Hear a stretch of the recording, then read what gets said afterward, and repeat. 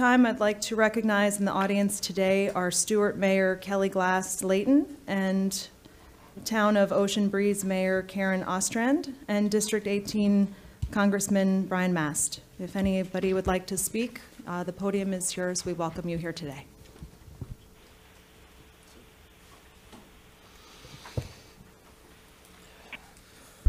I appreciate the opportunity to come here and speak to you all again.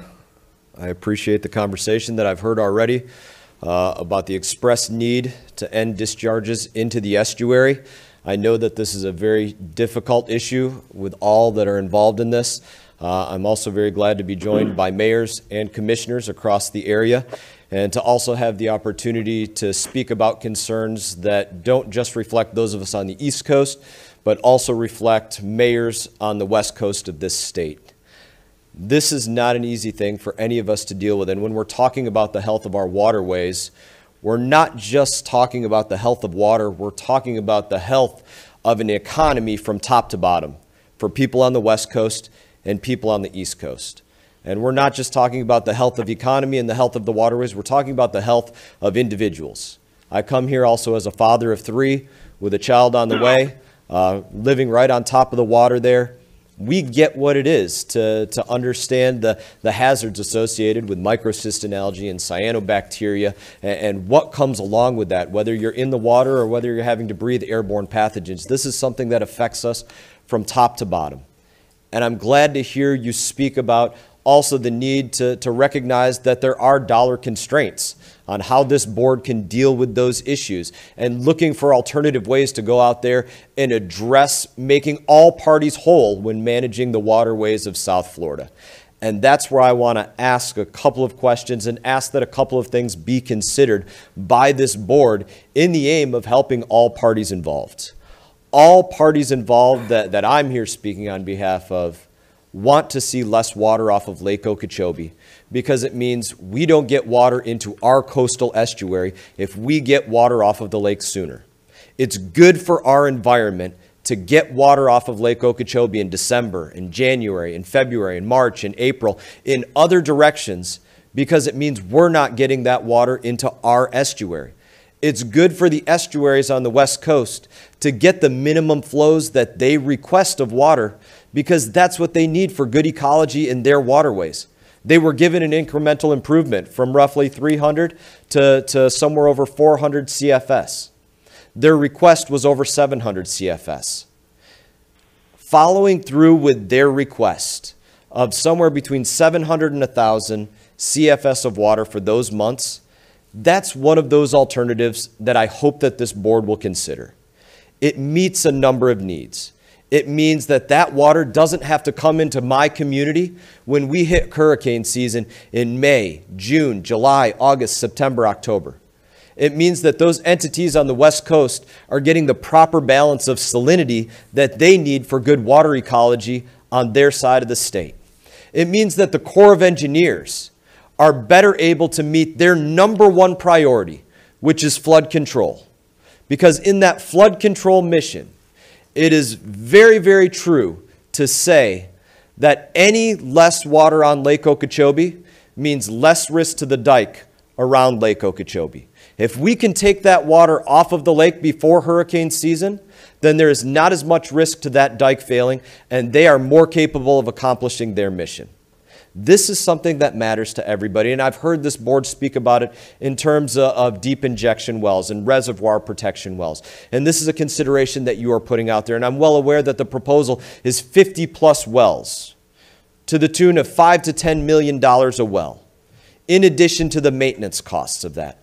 That's a lot of money to have to spend to get rid of water that other people are requesting in order to have good ecology of their waterways. Other people who want that water where you don't have to pay $5 to $10 million a well for 50-plus wells in order to send them that water. The infrastructure is in place to do it.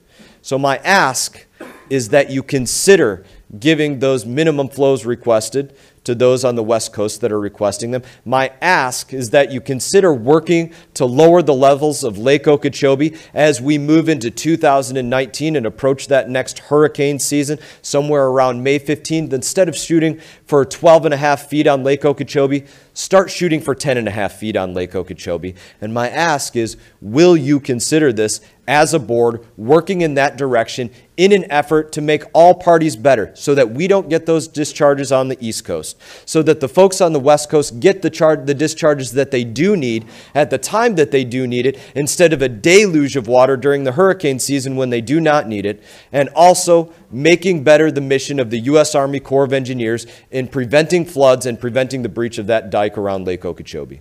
Thank you for your time to speak to you all today, and I look forward to your responses. Thanks, Mr. Mast. We always appreciate your presence here at the board.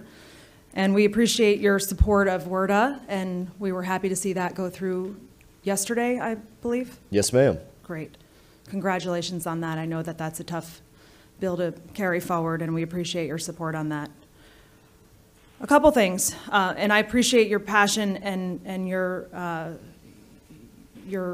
ask. But this is obviously a very multidimensional situation, multidimensional agency. But I have some good news, and I have good news to tell you today because no one tells it. So I'll tell it. First and foremost, our lake levels are kept at a certain level for science, for the benefit of science of what the best ecology of the lake is. So we have scientists, we have 80 plus PhDs in this agency, along with the Army Corps of Engineers, that looks at the scientific benefits to the lake and how we keep our levels. On top of that, we also have water supply legal users who rely on Lake Okeechobee for water. So we have to consider all of those things as well as the discharges. The good news is that we have actually finished projects that haven't really been told in the press that have allowed us to send billions of gallons south from this system. That doesn't mean we're done. It doesn't mean that we finish at that point. We still have a long way to go. We have projects in completion right now. We have projects in planning phases right now.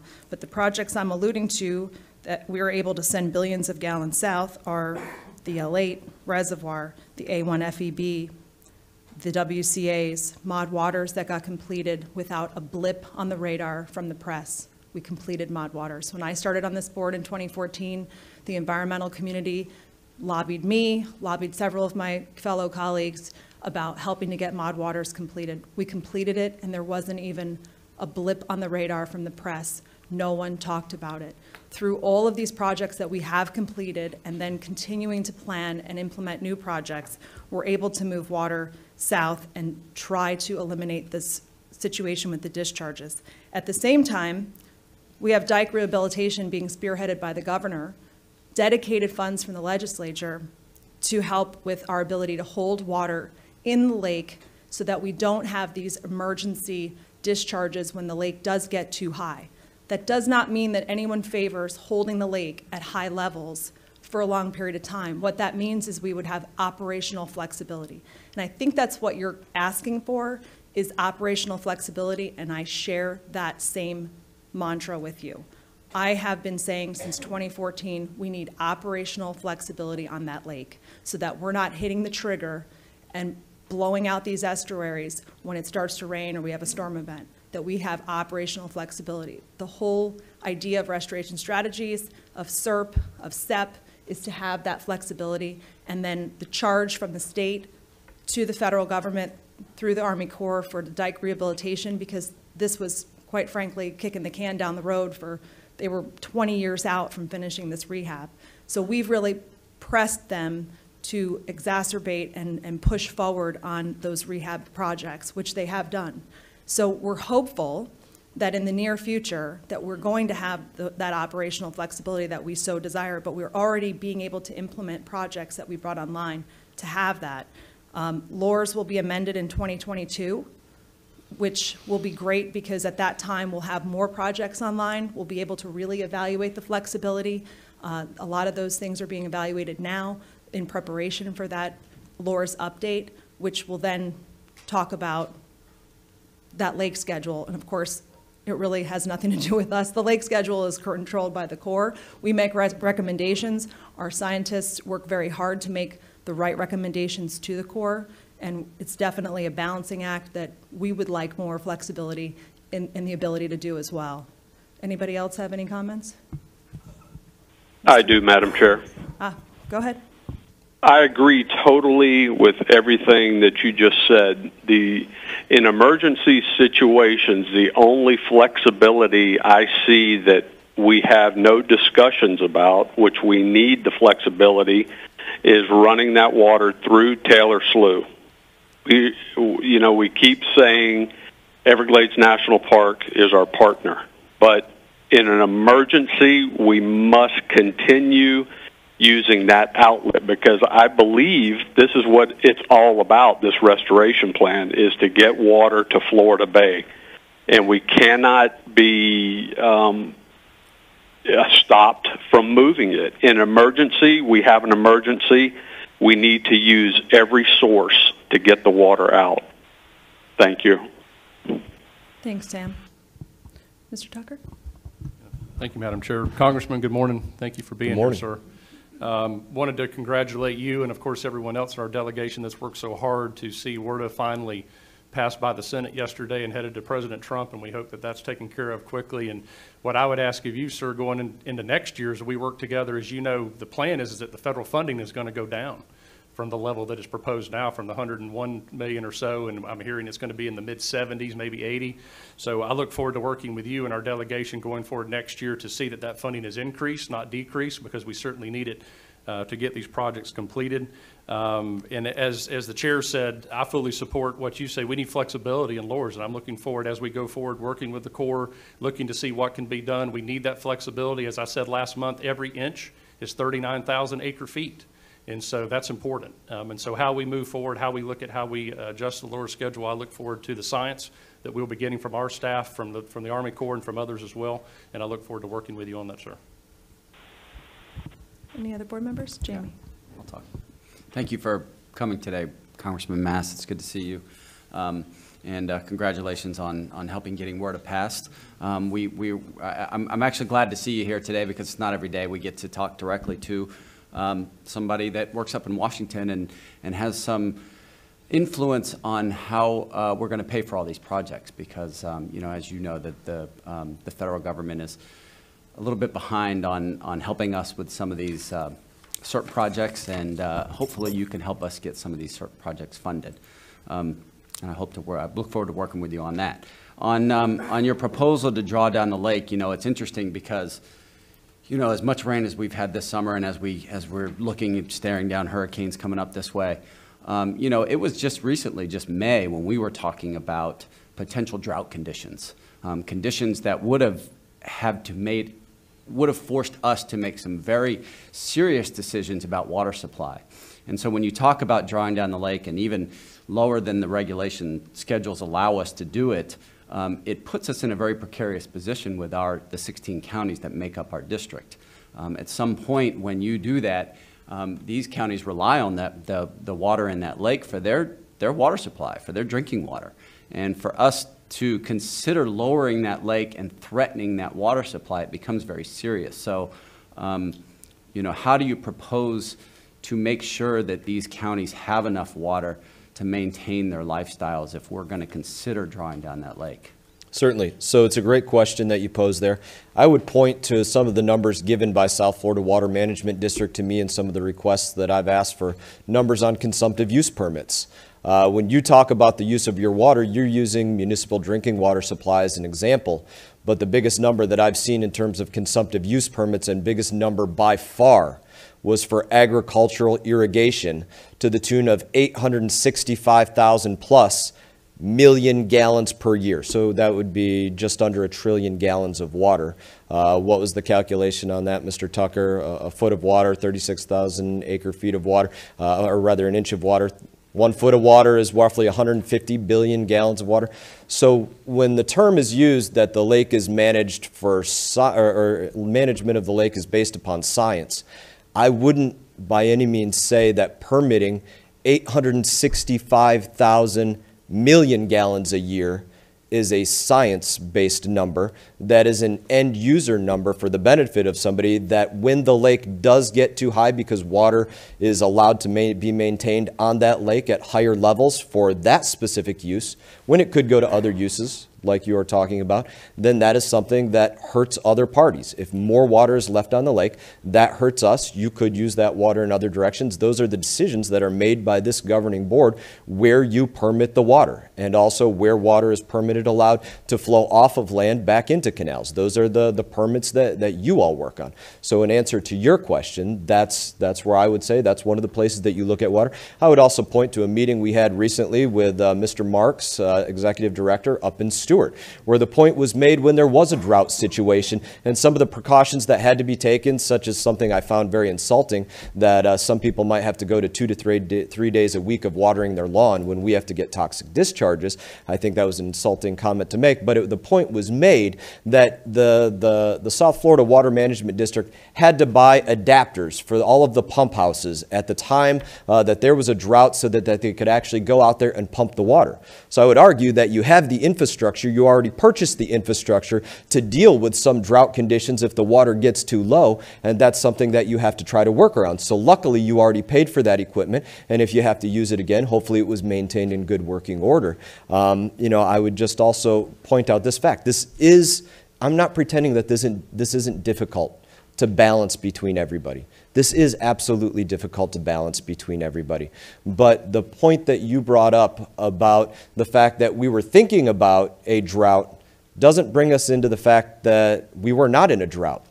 And we received way too much rain, and there was way too much water on the lake, and we received these deluges of water in the east and the west coast, and we received these discharges of toxic algal blooms into our waterways. That's not to pretend that we don't have our own water issues locally. That's also fair to say as well. But that doesn't give the right of this body to dump another bag of garbage on top of a problem that exists there already. That's not, in my opinion, a right that exists. And that's where I would repose the question of, you are looking for cost-effective ways, because everybody's strapped for cash, cost-effective ways and timely ways to address these discharges. That's what those estuary protection wells are all about that you're proposing, deep injection wells. That's what this is all about, the ability to get rid of water. So get rid of this water earlier in the season, so that that water doesn't have to be discharged into our community. The term was used, emergency. In an emergency situation, that term was used. I'm asking that you not let it get to an emergency situation. That is the saddest part about this situation, is that when so much water is kept on the lake, that's what allows it to get to an emergency, where the Corps of Engineers tells us, it's an emergency. We're in an uncomfortable level with the lake, and we have to send this water downstream. That is mismanagement if we allow it to get to an emergency when that is preventable. So will you work to lower those lake levels earlier in the season to 11.5 feet, to 10.5 feet? This is something that we had a conversation on in Washington, D.C., where the conversation was made by Executive Director Marks to me, that there is no level at which the lake could be too low where all parties could get the water that they need. Now, I don't think that that's exactly true, but it was still the statement of this body. Mr. Madam Marks. Chair, if I may, sure. So I appreciate the comments made here by the congressman. We did have those conversations. You did ask me, I think, all the way down to 8 feet. You didn't ask me about 7 feet, at which time I think I would have stated that physically we're unable to move the water. So that is one thing for the record I'd like to put on there. As far as what the congressman is asking us to do, that is the opportunity that both he and this board have fought for, which is revisiting the Lake Okeechobee regulation schedule. The decisions that are made for sending water to the west are decisions that are dictated by that particular schedule, which is part of the reason why this board has been so vocal about trying to get that started as early as possible, recognizing we had the dike rehab efforts that were an issue. Now that those have been accelerated, that accelerates the schedule, hopefully. We're supposed to start that in January, and the bill that was just passed yesterday asked for the Corps to start that immediately. As far as sending water south, as you mentioned, Ms. Peterson, we have plenty of projects that we have worked on that give us additional flexibility. One of the things that wasn't discussed when you brought that up was the constraints that the district is having to deal with as part of that. We have endangered species constraints. We have regulation schedule constraints. We have constraints on levee integrity. We also have constraints as structural constraints as to how much water we can actually move through those structures. So all of these things are part of the projects that we are working on, part of SEP that was passed back in 2016, part of the accelerated efforts that we've taken, S33 North expansion, S356 will go to design this year. All the things that this district is doing and putting their money towards is working towards the issues that the Congressman has raised. But the most important issue, and I've impressed this upon board members as well as everybody I speak to, and goes here in this venue as well, is the Lake Okeechobee regulation schedule is where those decisions will be made, and they are governed by the Corps, and we look forward to sitting there with the constituencies that have asked for all of the different uses that the lake is using, not just ecology, but recreational, water supply, as well as ecological water supply to the west. We look forward to those discussions because that's where the changes need to be made, and hopefully those can start as quickly as possible. Thanks, Mr. Marks. Yeah, I'll just make a quick comment here, and I appreciate your clarification. And again, we're really looking for operational flexibility, but some of us have been here in this state a long time and know what it's like to go through a drought and see animals die from that and see hardship on a lot of people. And I, for one, and I believe I can speak for this board, we're not in the business of picking winners or losers up here of who gets water when. Consumptive use for water permits on this lake for users, they're all legal users, whether they're agriculture, whether they're humans, whether they're the Seminole Tribe of Florida.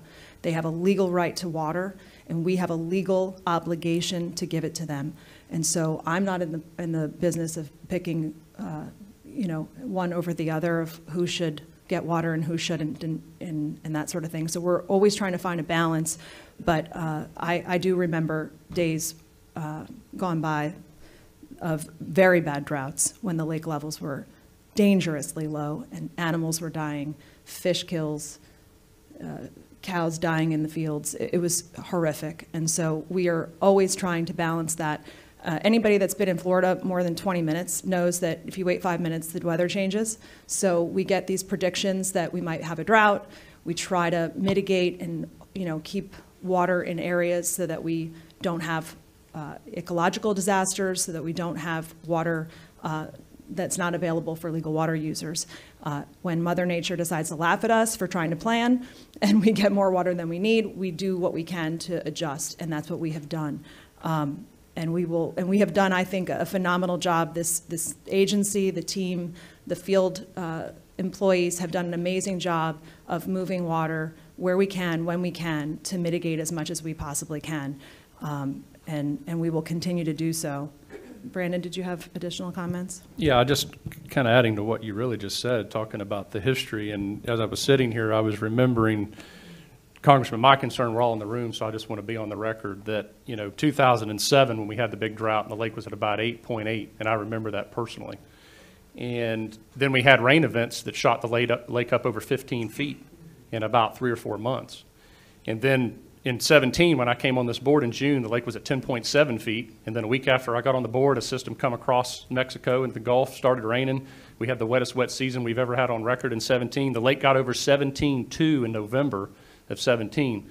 So if we were going to, and to be clear, we're not talking about operational flexibility. I think you're talking about an intentional drawdown of the lake from, instead of 12.5 as a target, to 10.5 as a target at the end of the dry season, just so we're clear. Is that correct, sir? That's absolutely correct. In reference to the paper document from the South Florida Water Management District that was sent to me before, that very specifically shows that there is flexibility between 10.5 feet and 17.5 feet instead of 12.5 and 15.5. Ernie, can you explain the difference in that 10.5, 17.5 document and how that relates to flexibility? Sure. If you look at the lake schedule during the wet season, that number drops down as far as what our target is so that we could have more storage in the lake, so that we can account for those wet seasons that you were talking about.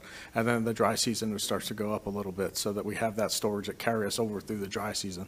So when you look at it as the schedule itself, you'll see it moves throughout the course of the year.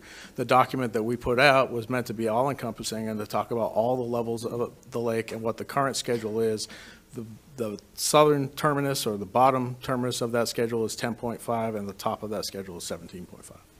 Okay, thank you. And what I wanted to say, my concern, Congressman, is that if this was November of last year and the lake's at 17, and we have a actual target of deliberately dropping the lake to 10.5 at the end of the dry season, that would be a 7-foot drop over that period of time. And I know we don't have time to do all the calculations, but I would assume that would be one historic discharge event into the estuaries to get that water out and to get it down to that level. And just as we go forward, as we talk about that flexibility, that's just a concern I have, and I could be wrong.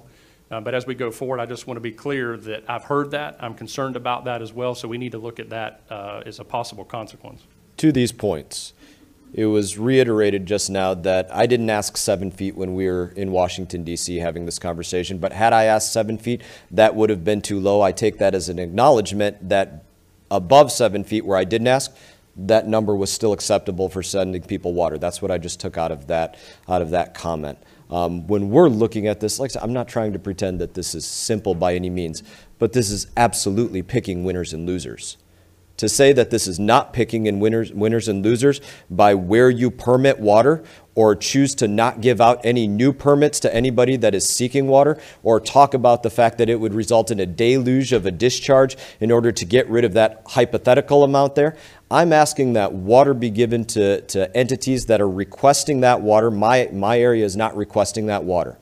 The West Coast is requesting minimum flows of water of over 700 CFS. This board gave them instead just over 400 CFS.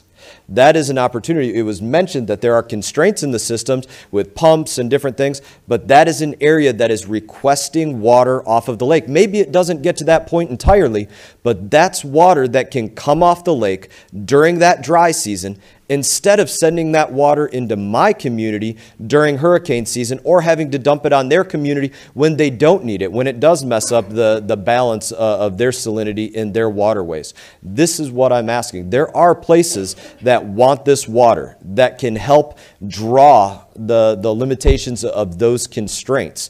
And when you choose to not send water in those directions, and choose to store water on the lake, as the term that was literally just given, you are picking a winner and a loser. If you store water on the lake, then the East Coast estuaries are losers if we get a hurricane or some other precipitation event that results in discharges coming to the East Coast. That makes us a loser. If you are choosing to not give the West Coast their water, then you are picking a winner and a loser. You are picking the 865,000 MGY, million gallons a year of water for that permitted use, over sending water somewhere else, over sending water in addition to that. I'm not asking that one party be made less whole. I'm asking that more parties be made whole, so that my community is not hurt and the environment of other communities can also be made better. And I didn't get an answer, by the way. So if you will work towards 10.5 feet, the bottom of that schedule, acknowledging that there is still an ability to pump water all the way down to 8 feet on the lake. And I will make one other point, if you'll allow me. I'm not trying to make light by any means of dead cattle or anything else. But we have dead dogs in my community from coming in contact with the water. We have human health consequences. Cattle matters. But I'm not going to lie to you and tell me that cattle matters to me more than the life of any human being in my district, who are literally affected by those discharges coming off of Lake Okeechobee. That's not hyperbole.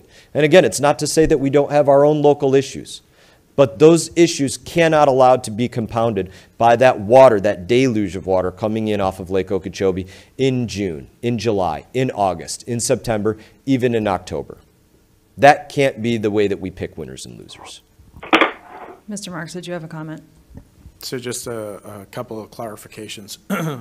Congressman, when you talk about the request for the levels over on the West Coast, two things. One, again, LORS does have some flexibility in it, so we are able to send water to the west. The minimum flow level that we're talking about is something that's set as a state criteria that shows when you could not go below a certain level before you have significant harm to a water body.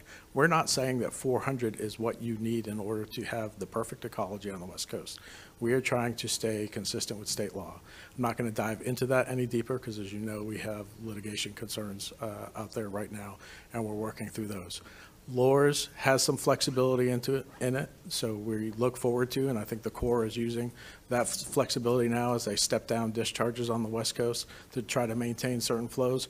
But the focus, again, I think needs to be in the revision of LORS that's going to be expedited by both the bill that the Congressman has pushed and was included in the WRDA and that was signed yesterday and hopefully the President signs. When we talk about permits to people, what we're talking about is state water law. There are statutory criteria that are given to all the water management districts, not just this water management district, so that when you develop a permitting process, the permitting process has to stay true to that state water law criteria. So if somebody they have the burden, an applicant has the burden to show that when they come in and their use is not going to have an adverse effect on the water of the area. When that permittee makes that case, and if it goes through the district's process and they are able to pass all of those qualifications, they are granted a permit. This is something that affects all the water management districts. It's not just the South Florida Water Management District. So it's something that we do to stay consistent with state law. Thanks, Ernie, for the clarification. Real quick, because I think there's also something else that we need to consider when we talk about moving water south, and our STAs are really a very big, important part of our ability to manage water. We are continually bringing water off the lake into the STAs year-round, regardless of weather events. Does anyone have a CFS for me of what goes continually through the STAs just to keep them healthy so that we don't dry them up, and then, you know, in the extreme weather events like when we had Isaac and our event recently where we were able to store water on the A1 FEB and not crash the STAs. I'll let John kind of weigh in on the particulars also, just so that we don't lose track of it. One of the other things that we send water south for is to prevent saltwater intrusion. Exactly. So we have several well fields along the East Coast that rely on the water that they draw out of the ground in order to fend off that saltwater intrusion. Our canal level management is important. But I'll let Mr. Mitnick give you the... Could I ask, in giving that number, that you also give the amount of water that comes off of the EAA into the stormwater treatment areas? All right, so as I was going to walk through in my water conditions report, as of this morning and throughout the last several days at least, we're delivering about 2,500 cubic feet per second out of Lake Okeechobee going south through the EAA. I think Ms. Bates is going to talk about in her presentation later on this morning about the volume of water that we've already moved through the stormwater treatment areas since May of this year. I don't know if Terry, if you want to add anything to that. Yeah, I will say so far this year, since May, we've moved 1 million acre feet through the STAs. Last year, we were at a record 1.6 million acre feet. How much from Lake O? How much from EAA? I can't give you that breakdown, but that's what came through the STAs, whether that was from the local basin or from the lake coming through. Just to clarify, I don't know if you've spent any time in the EAA, but if you're a farmer, you want to hold as much water on your property as possible because water's gold. So even though it comes from the sky constantly, you never know when it's going to stop.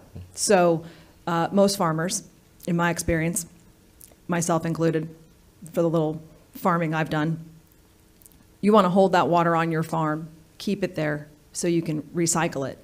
So when there's this perception of flowing water coming off of farmland into the STAs or down through the system, I can assure you that they're holding as much water as they possibly can on their farms because they recycle it back through pump systems so that they can continue to water their farms on their own. That being said, we have criteria that requires them to do best management practices. We also have scientific historical data that the water that's coming off the EAA is cleaner than when it came on the EAA. So we congratulate them again for over 20 years of success of BMPs and reduction of phosphorus loads. I think we have some comments over here from Mr. Moran, unless Mr. Marks wants to start, and then we can go to Mr. Just one more clarification on the question that the Congressman asked, because I think it's important to delineate the fact the STAs were built for a reason, and that SERP had a different reason involved with it. Now we're supposed to look for opportunities to work between both Everglades Forever Act projects as well as SERP projects. So the STAs were built to address a certain water quality in a basin. As we go through SERP, we've recognized that there's some additional flexibility in those STAs. We've taken advantage of that additional flexibility. The EAA reservoir and the STA associated with that is going to look at bringing that water south from Lake Okeechobee. So again, I just wanted to reiterate that when we talk about the restoration programs, the STAs are for basin runoff, the original ones that were developed in that basin runoff, the way that we operate it, the information that we've gained over the years has brought forward some flexibility that we've taken advantage of to take additional Lake Okeechobee regulatory releases, and the focus has really been on the restoration projects that we need to store and treat water before sending it to the Everglades. And then, of course, those issues that I told you about before as far as regulation schedules, species, and structural constraints. Again, all of that is something that we're looking at under SERP. So the faster we move on those projects with both the planning and the funding, the quicker we can have that additional flexibility that we seek. Thank you. Mr. I don't Moran. mean to take up all of your time this morning. By Oh, any that's means. okay. I We know want to we've make sure that dove into other we issues here. appreciate your taking the So- time to come here, so we want to take the time to spend it with you. So, Mr. Moran? Can I ask a question on that, though? When you say the water is cleaner when it comes off of the EAA, is that cleaner after it goes through the STAs or before it goes into the STAs? Both. Thank you.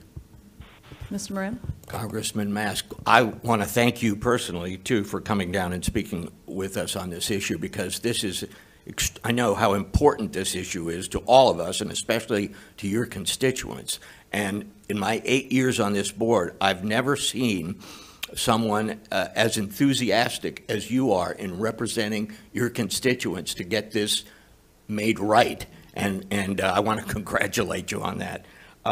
Having said that, you know, I think that the suggestion of lowering the lake that dramatically oversimplifies the abilities that we have and that the Army Corps of Engineers have to because of laws and because of other federal constraints. I heard you say earlier that you value people's lives and health more than cattle, and so do I.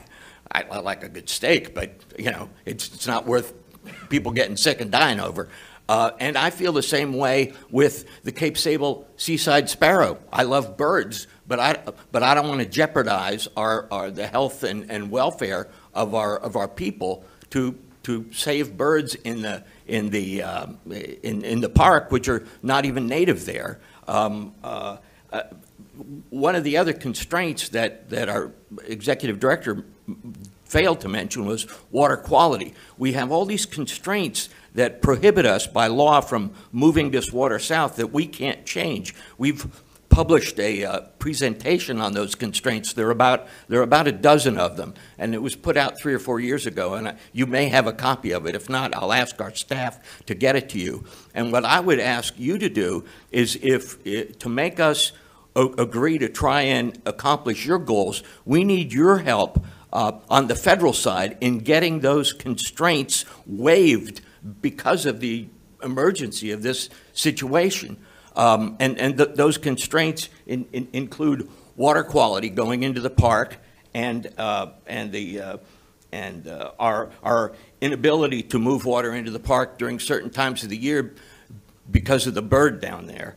You know, these are constraints that we have no control over, that they're federal law or federal rules and regulations that we have to abide by, and we could use your help and the help of our other federal delegation in getting either those changed or getting waivers for us so that we can move water south into the park.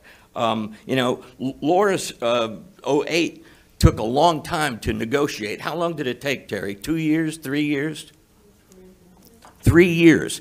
And there are so many stakeholders who were involved in that it took that long. So to think that we can change those and do it overnight is unrealistic because there's so many cooks in the kitchen, you know, and to think we can change it dramatically enough to make a big difference in the discharges short term, I think is unrealistic.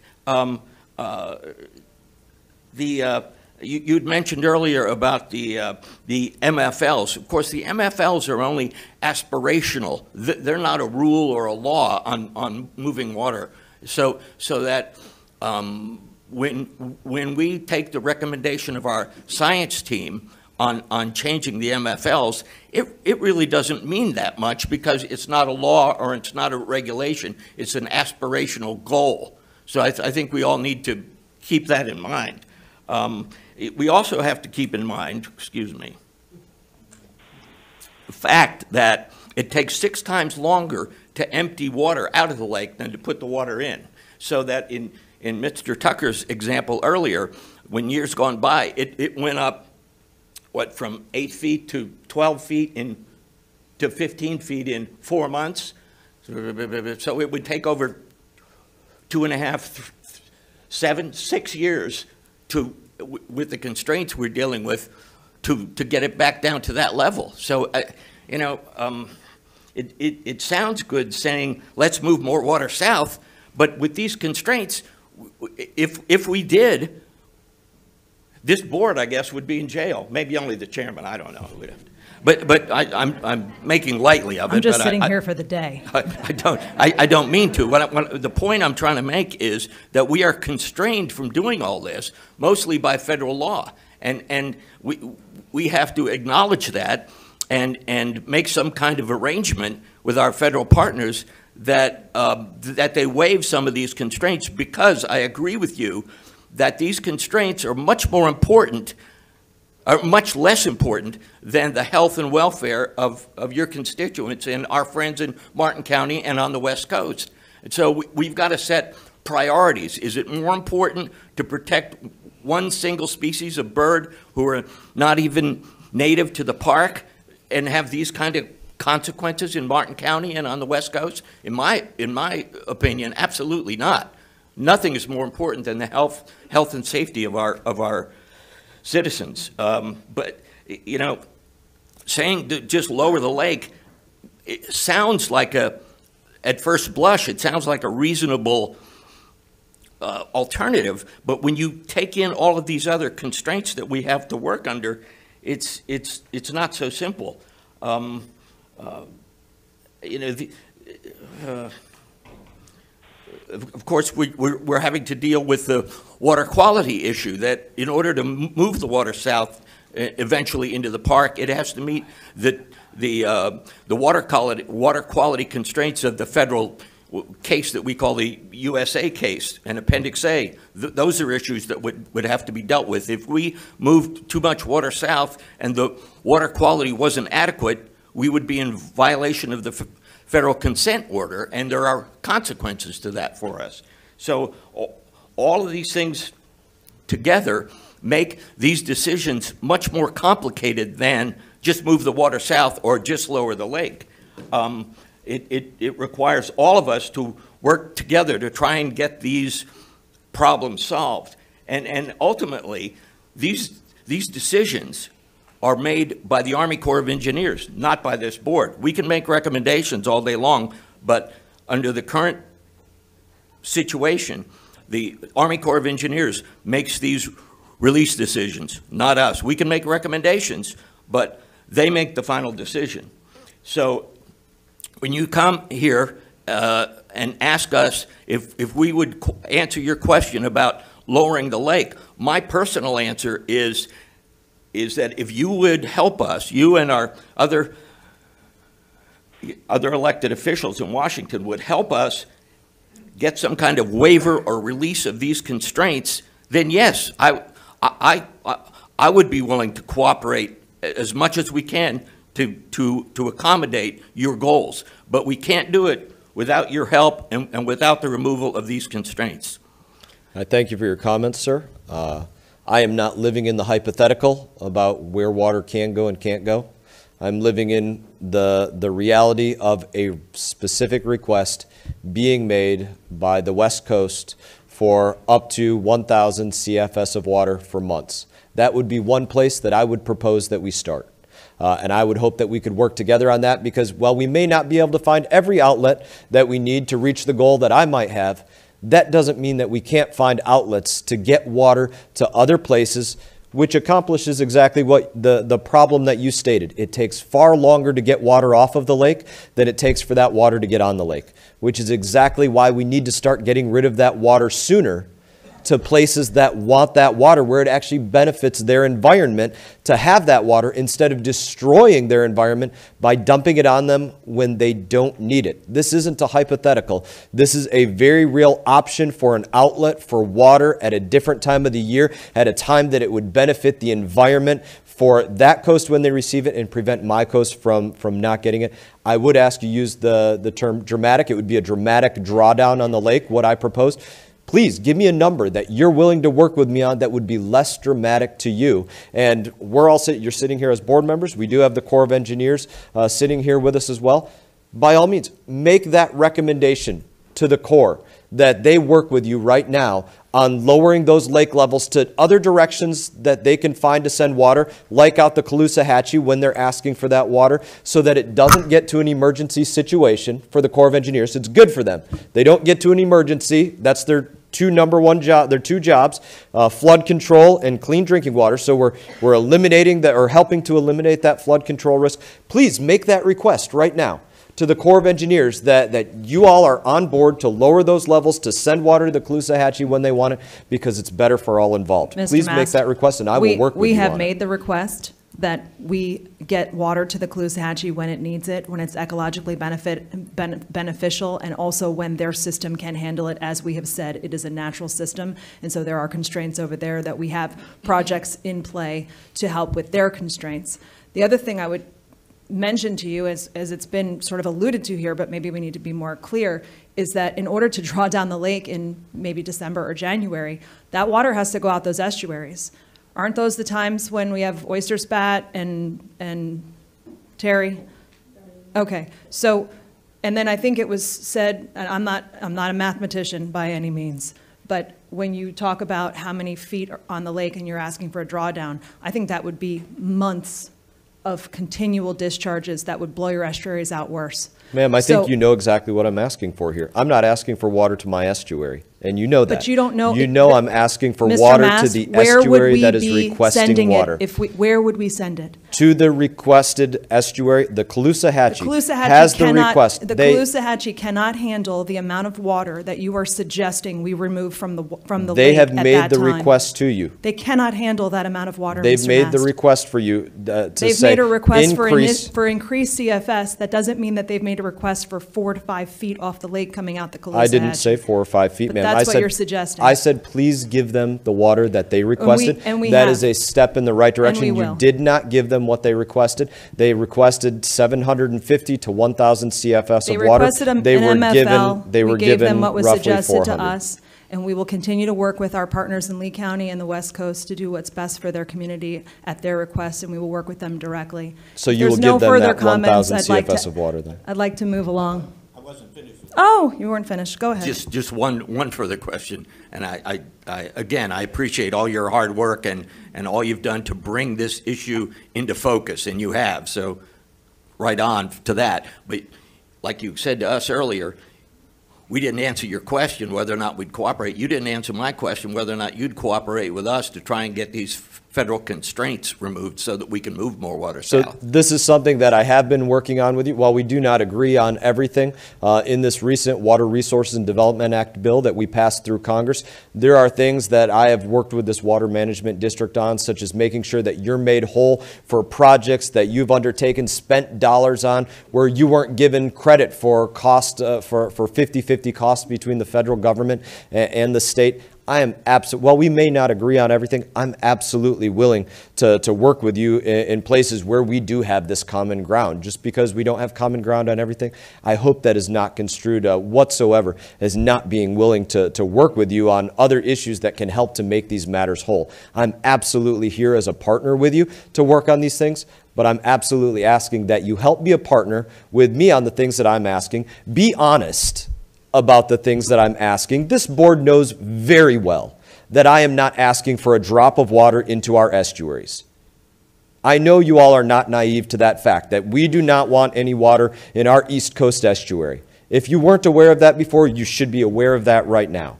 I am asking that the estuaries or other areas that are asking for water be given the water that they request earlier in the year when they request it, so that my estuary does not get that water. That may not get the water to the entire levels that I say I would like to have it to, but every inch off of Lake Okeechobee matters. Every inch that you take off of Lake Okeechobee instead of sending it into my backyard matters for my community. And that's why I'm asking you to give the Caloosahatchee, the max flows, give Mayor Ruane the water that he's requesting in there instead of not giving them the water that they are requesting over there. Open up and give more permits to other entities if you need to who are requesting water instead of just closing it off to those that have historically had these permits, so that you can get that water off of the lake to directions that want the water instead of directions that do not want the water and are literally harmed by the water, even though we don't share in producing the blooms that exist on Lake Okeechobee. We are certainly doing that, Mr. Mast, just so you know. And I would invite, I don't know whose area this is, but we get emails from Akin as to the recommendations to the Corps. Can someone make sure that Mr. Mast's office gets those emails when the board gets those emails, so that you can see the recommendations that this board and this agency are making to the Corps on I think it's either daily or weekly, on a weekly basis. And then if you see anything in there that you'd like to add, we would welcome that.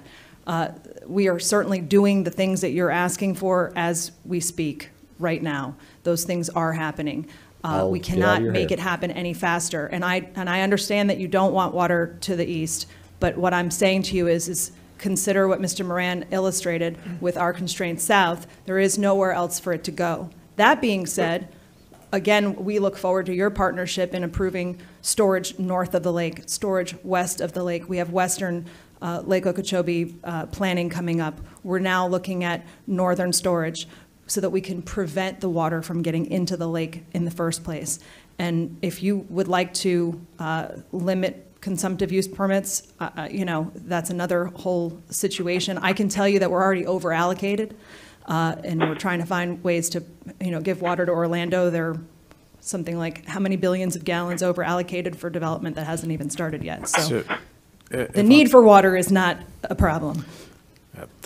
That's all covered under CFWI. It's multi-jurisdictional.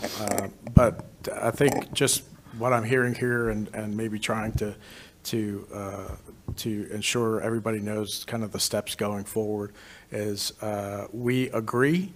I think if you recall when Colonel Kirk was at the meeting that we had, he's constrained by his book that he said that he can't throw out the window. I think we're in the process of changing that book right now, thanks to your efforts, this board's efforts, so many efforts out there in trying to address these issues that we know we have. There are some operational flexibilities. I won't say they're a solution because of some of the things that were talked about today as far as constraints on the landscape and other things that I know you're working with us on and others are working with us on to try to address. So I think what you've heard from the board today, I know what staff has been working on is trying to address those flexibilities and do everything we can to ensure that if there are opportunities to provide water, to move water south, we're going to do it. When you talk about the West Coast, when you talk about those discharges, I know that you've said it's a game of inches. When we look at how much if you're looking at about 650 to 1,000 CFS over a month, that's about maybe an inch off the lake. So yeah, you get a couple of inches off the lake. It doesn't necessarily change the Corps' decision-making process in some of these cases.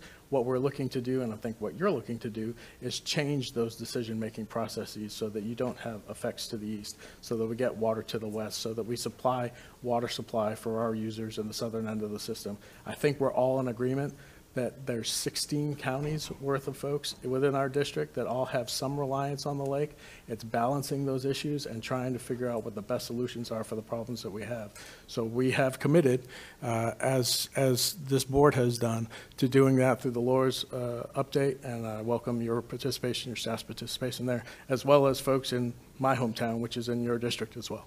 Thank you. You do have a partner, and I look forward to, as well, partnering you if you need me to speak to the Corps of Engineers at the federal level, by all means, to put as much pressure as I do in this body on saying send water to other directions like the Caloosahatchee where it's available when they're asking for it, so that I don't get those discharges. I look forward to a partnership in that as well. Thank you so much. Thank you. Mr. Diaz, did you have just one more thing? Yes, by all means. Congressman, I haven't spoken up, but I appreciate you coming down. And I apologize to take up so much of your time. No problem, no problem. We appreciate you coming down. And, you know, I've only been on this board for a few months, and I can tell you, you know, you know, I speak to staff a lot, and I'm the one who asks the dumb questions, because I'm usually the dumbest one in the room. And the one question I continue to ask is, why can't we make this go faster? Why can't this project get done? You know, in the private sector, 20-year projects, 30-year projects don't exist. People get fired for that. And I've come to realize the incredible amount of constraints this team has to deal with, both from an ecological perspective as well as funding. Funding seems to be the biggest hurdle, and I hope, you know, I can give you my commitment as a board member here. I question the staff on a constant basis on how more efficient can we run this project, how can we run it quicker, because I think the theme here is get the water south, don't get it east and west when it, you know, when we're already oversaturated. And it comes down to funding. So I'm hoping you can help us overcome some of these hurdles. I'm hoping you can commit to this board, this institution, the public, that you are going to take a stand and get the funding this district needs to move these projects so we can get the water south. Because I think that's these deep injection wells, you know, getting the water east and west through the estuaries. These are, you know, the only options we have, and it's the only option the Corps has. I think, you know, changing LOR schedules is a big step, but the big thing here that we need to be addressing is the projects that are, you know, underfunded or moving slow because our federal partners are not coming through with the dollars, and that's where you know, that's your forte, that's your arena, and that's where you need to go to battle. And we'll commit on our side. We're going to do what it takes to question every single project, where water's going, why is it going there, and at what level, because that's our job as a board. That's my job as a board member. I'm hoping you as a congressman, you take it upon your team, your staff to get the federal government to bring the dollars that we need to get these projects completed so we can move this water south. And the constraints, that's the other thing that keeps coming up, is where, you know, we have a lot of constraints with you know, animal species and endangerment, that picking winners and losers, you know, we talk about we can't move it south because there is a species that's endangered, and we can't move the water through the glades. That's crazy. We got to move it east and west. Well, guess who's going to get affected for that? That's another hurdle we need your help on. So I'm here as a board member committing. I'm going to question the staff. I'm going to push the staff to the edge on some of the things you discussed, and I need your commitment that you're going to help push the federal government to get dollars this way to complete these projects so we can move the water south. You have my continued commitment to fight for every dollar, every resource to get these projects completed. We are absolutely a partner on that. There's no question. My ask is the same. You be a partner with me on working on those projects that don't cost a dime, that don't take years to build, that we don't have to build out infrastructure because there are already existing outlets to send water without spending a dime to people that want the water, not people that don't want the water and are harmed by the water. So please work with me on the free ones, and I'll work with you on the ones that cost dollars. Thank you. Thanks, Mr. Mast. Wish you all the best. Mr. Tucker. Congressman, real quick, I know you've been, and you can go ahead and take a seat, that's fine. Not You've turn been- around like a tractor trailer. It No, takes sir, me a you've been minute. standing there a long time, and I appreciate that. And you asked a very specific question earlier about what we would support on levels, and so I would like to, because you've been sitting there so long from my perspective, give you a very specific answer, because I think that would be fair. And for the record, I've been accused of saying that I would not be willing to lower Lake Okeechobee by 1 inch. That's a false statement. I've never said that. Based upon the science that I'm continuing to learn, meeting with Dr. Paul Gray at Audubon, who I'll be out on the lake Friday, November 2nd with Audubon, looking forward to that. Based upon his report that was written in April of 2017 on managing lake levels, can we get 6 inches lowered down from 12.5 to we're talking about 12.5 to 15.5. Let's be clear, not this 10.5, 17.5. The current schedule is 12.5 to 15.5. If the science from Audubon and all of those people out there that are much smarter than me says, Brandon, at 12 feet, everything's great, I would support that. But if they tell me at a certain point, which his report says at 11 feet, there's major concerns. So when we're talking about forcing it to 10.5, at this point, sir, I cannot support that publicly. But as we're going forward and we're looking at the science, is there flexibility? I sure hope there is. And if the scientists can tell me that at this number, everything's good, the lake ecology's good, people can get the water they need, I will support that, sir. So I look forward to working with you on that. I wanted to give you a specific answer to a very specific question. I thank you for being here. I thank you for your time, and I look forward to continuing to work with you on this, sir. Thank you. Thank you, Thank Mr. you. Mast.